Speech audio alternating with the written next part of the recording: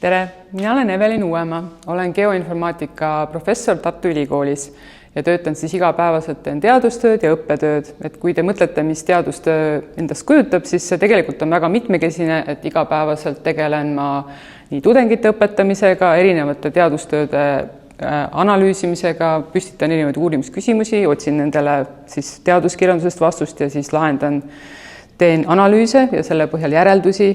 Samal ajal arutan ka seda teiste teadlastega, ehk et teadlase igapäevane töö on väga mitmekesine. Minu teadustöö konkreetselt keskendub siis sellele, kuidas tehisaru saab kasutada selleks, et me saame oma keskkonnaseiret teha efektiivsemalt ja jälgida keskkonnas toimuvaid muutusi nutikamalt.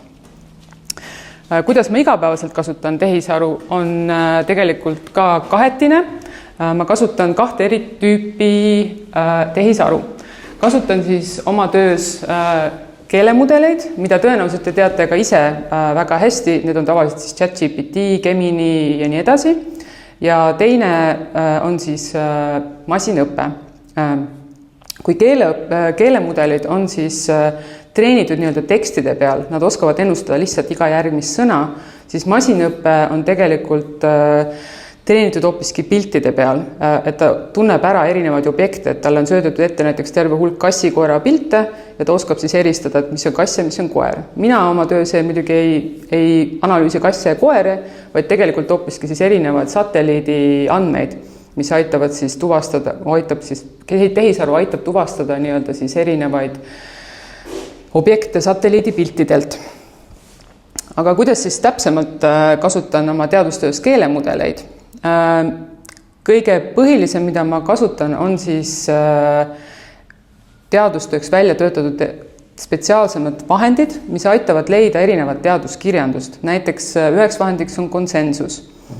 Ja selle jaoks tavaliselt, kuidas ma teen, on siis nii, et mul on uurimisküsimus. Ehk siin ongi siis võib-olla oluline rõhutada seda, et tehisaru on küll väga efektiivne võib-olla erinevate tekstide analüüsimisel, et mis seal on juba olemas, aga ta ei mõtle välja uusi uurimisküsimusi, ta ei oska püstitada hüpoteese, ta ei oska eristada olulist mitteolulisest.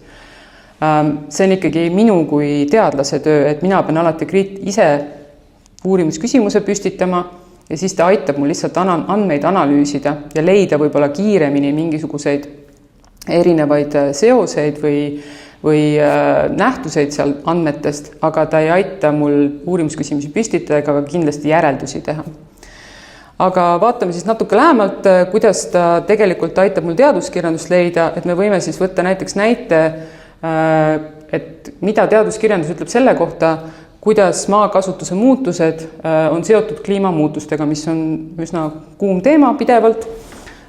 Ja kui me paneme selles nii-öelda konsensuse tööriista sisse, siis küsimus, et leia mulle näiteks teadustööd, mis leiavad seoseid maakasutuse muutuste ja kliimamuutuste vahel.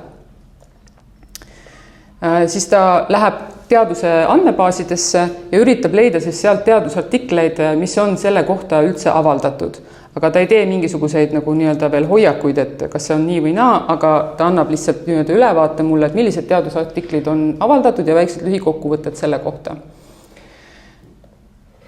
Ja ta annab ka siis ühtlasi mulle tegelikult kohe, mis on hästi hea selle tööriista puhul, et ta tegelikult annab mulle viited konkreetsete teadusartiklite juurde, et ma saan alati kontrollida, mis ongi hästi oluline, et minu jaoks ma ei saa teda kasutada siis, kui ta ei ütle mulle, kus see teadusartikkel on või milline see teadusartikkel tegelikult on, et ma saan minna siis konkreetse teadusartiklini ja vaadata, kuidas tegelikult teadlased on siis selle kohta, milliseid tulemusi leidnud.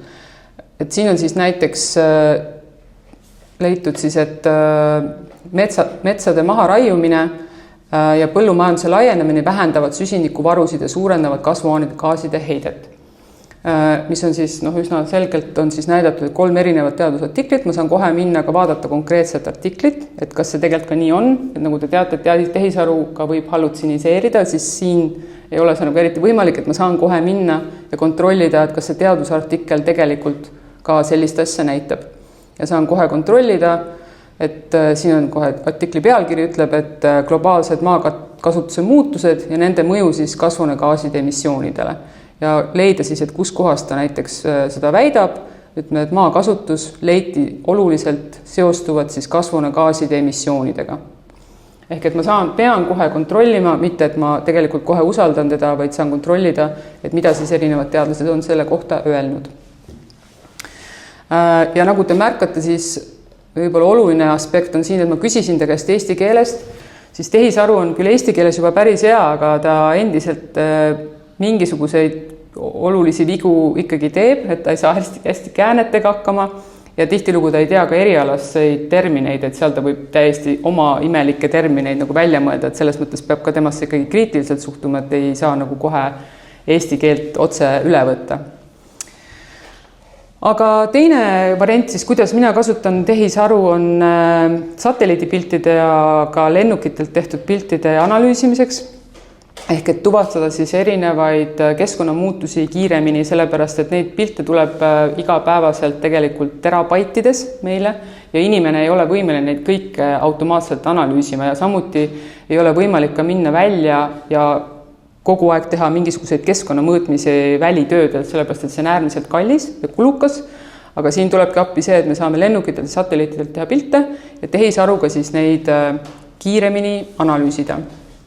Ja üheks näiteks, mis meie töörühm on siis teinud, on analüüs või tuvastab siis automaatselt, oleme loonud siis mudeli, mis võimaldab automaatselt tuvastada maastikuelemente, täpsemalt siis põllusaari põllumajandusmaastikes.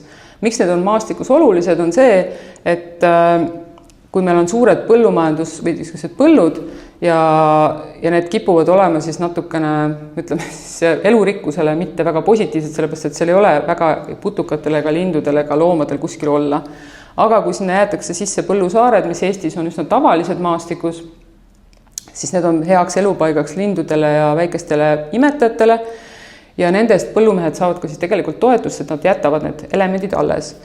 Selleks, et jällegi hinnata, et kas nad on need elemendid alles ja kas need on üldse olemas või on nad ära kadunud, peaks need kuidagi kaadistama. Käsitsi seda teha on üsna tüütu töö, sest need on väga väikesed, neid on väga palju ja nad tõesti võivad ajas muutuda. Ja siin on siis näide, et kuidas nad välja näevad, et tavaliselt ongi nad kivihunnikud, põõsad puud on kuskil keset põldu ja siiani ongi siis Eestis Põllumajandusregistrite Amet on seda käsitsi teinud, põllumehed joonistavad neid käsitsi. Aga nagu ütlesin, see on väga tegelikult kulukas, ajakulukas ja on võimalik siis õpetada välja masinõppemudel, et ta tuvastab neid automaatselt. Selle jaoks on esmalt ikkagi vaja inimest, ega masinõppe ei õpi, muidu ei tea, mis on ikkagi mis.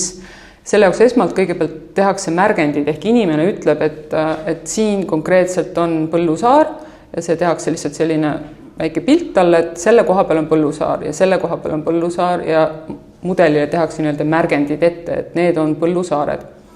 Seejärel treenitakse mudelit, talle söödetakse sisse need samad märgendid ja ortofotod, siis, mis on lennuki pealt tehtud, et leiad, et need on need põllusaared ja siis ta õpib ära, kuidas need alati välja näevad erinevatel taustadel, erinevatel põldudel. Ja kui mudel on ära treenitud, siis testitakse seda, vaadatakse, et kas pudel nii-öelda leiab siis ikkagi õigesti, kui ei leia, siis veel treenitakse teda juurde ja lõpptulemine, kui mudel on siis piisavalt hea, siis prognoositakse siis kogu Eesti peale, ehk et üritatakse siis leida Eestis põldudel kõikides kohtades need põllusaared. Ja siin on siis näha näiteks üks tulemus erinevates kohtades Eestis, et ülemisel real te näete, mis on siis Põllumajandusregistrite ametlik andmebaas, kus on näha, et näiteks siin on siis põllusaar selle registri järgi, siin ka, mudel on ka need ilusti leidnud.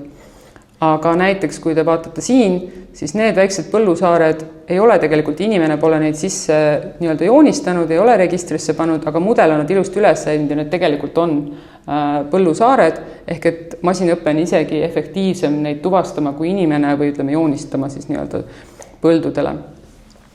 Ja see protsess on tohutult palju kiirem, ütleme see mudelitreening võtab aega, aga lõpuks, kui mudel on olemas, siis see säästab tohutult palju inimtööd, et ei ole vaja inimesel käsitsi neid enam joonistada, et iga aasta, kui me saame uued ortofotod, saame me tegelikult siis mudeli jooksutada ja uue pildi, et kus kohas siis nad tegelikult on, kas mõned on ära kadunud või mõned on alles jäänud. Aga nagu ma juba mainisin, et ka selles protsessis, nii nagu ka tegelikult siis keelemudelites, inimese roll on äärmiselt oluline.